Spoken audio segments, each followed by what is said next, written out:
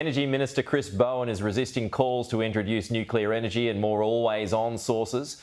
He is defending the solar power grid, which the Australian energy market operator warns could produce too much electricity.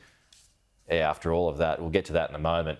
AEMO claims power should be granted to shut off solar generation to prevent the grid from being flooded with excess energy on sunny days. The Nuclear for Australia chair is criticising the body, arguing nuclear energy would be cheaper and more efficient.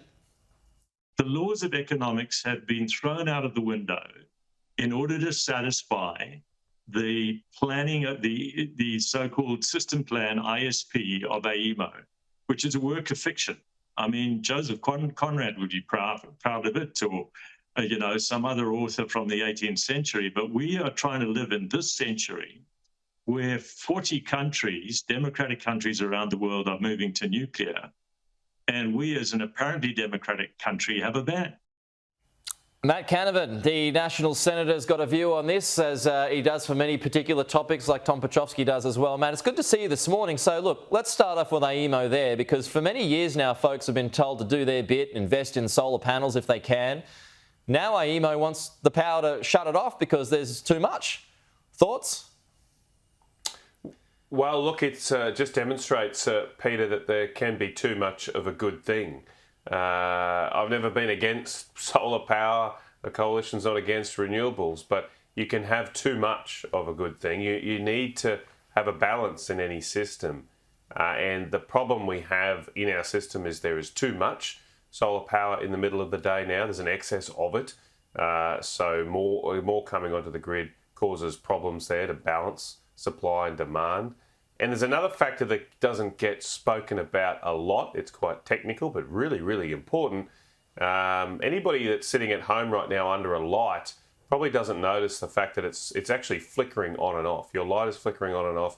You just can't see it with your human eye. It goes up and down on a frequency of 50 hertz. And we need to keep our electricity system running at a 50 hertz frequency, going on and off all the time, up and down, or our whole system breaks. That's the way our alternating current electricity system works. Solar can't provide that stability in the system because it doesn't spin like that with that frequency, whereas coal-fired power stations, gas-fired power stations, hydro and nuclear, if we had them, can provide that balance. So if we end up with way too much solar and wind also doesn't provide that stability like you do in South Australia, the regulator often has to switch stuff off. And that's what's now happening in Eastern Australia as well, to keep the balance. So there's just not enough balance in Chris Bowen's plan, and no real idea about how we at all going to have 82% renewable energy and still keep the lights on. So this push, though, or this plan, I mean, by overriding what are well-meaning consumers who've taken up solar, I mean, that can't be good for future take-up now. Well, you wouldn't think so. I mean, it's not just the solar, it's electric vehicles as well. There's always this talk of maybe they supplying battery power back to the grid. The distribution network, the last mile, is just not built for that. The real risk here is that this could absolutely catapult electricity prices to another level. If you think they're high now, wait till if we don't deal with this solution, because one of the biggest parts of your bill is the cost of that last mile of electricity wires, taking things from a substation, taking electricity from a substation to your house. And if that needs to be upgraded to withstand this high penetration of solar, of electric vehicles, charging all the time, then it's going to be what the head of AEMO calls a wall of CapEx coming to consumers. That has to be paid for, so it'll push prices up for everything. I mean, it's not mentioned in the article today, but come next year, customers in Sydney will have to pay a sun tax.